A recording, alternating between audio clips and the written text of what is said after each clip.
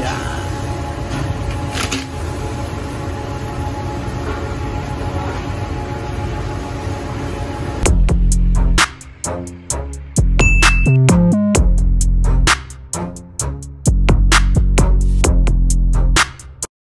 Yo, yo, yo! Isang magandang umaga o tanghali sa ating lahat. May gagawin na naman akong trip.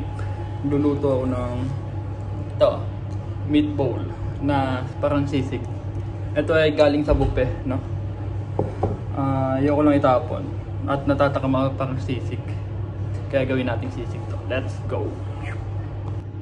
Ayan, meatball. Galing po ito sa buffet, no? Tatapon lang din nila to kaya naisipan ko siyang gawing gusto kong sisig eh. Tataka mga sisig kaya nag-iwan ako ng mga ingredients natin. Madaming sibuyas, di ko lalagay lahat yan. Baka kalahati lang. At tara na! Let's go! Naka-play na yan. Huwag mo na pipindutin. Dito ka lang hawak. Yan. Ulang ko siya. Huwag mo na pipindutin ha. Nakapindut na. Naka-play na yan. Okay na yan.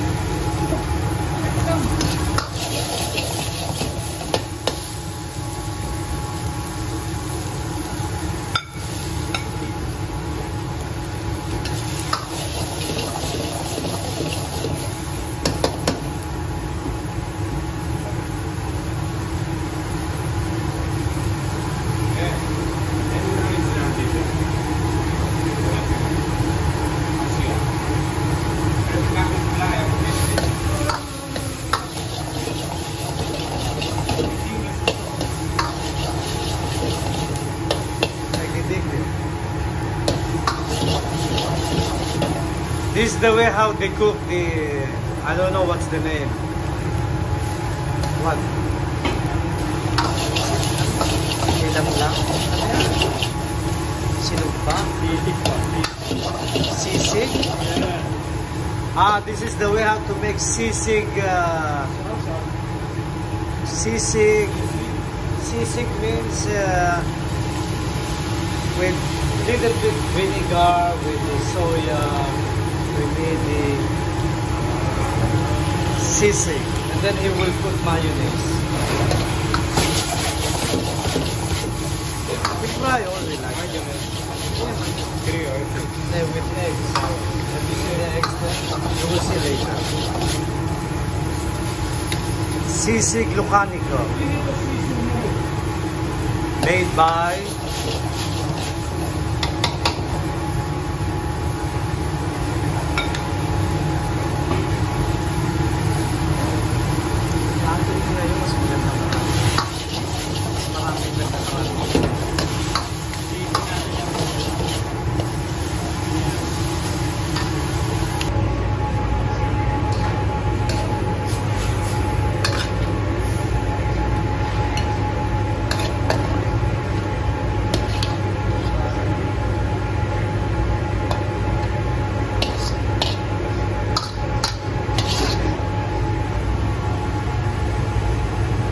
At ayun na nga, tapos ng ating sisig. Ito na siya. Yo. Pakita ko. Wait lang. Yan.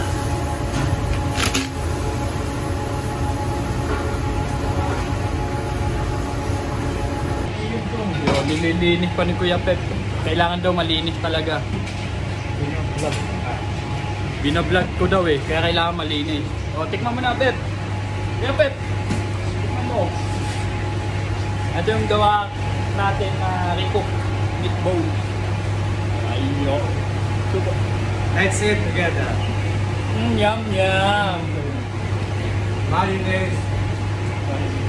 Kulang pa salad. Lagyan mo ng toyo kasi sakto lang, no? Sakto lang daw yung pagkatimpla natin ng recook natin na meatball. Ginawa kong sisig. Ito yung ulam namin ngayon. Kaysa naman itapon natin, no? Tara, kain tayo.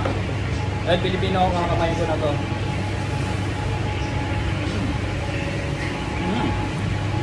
Hanggang dito na lang ang ating video. Hanggang sa muli.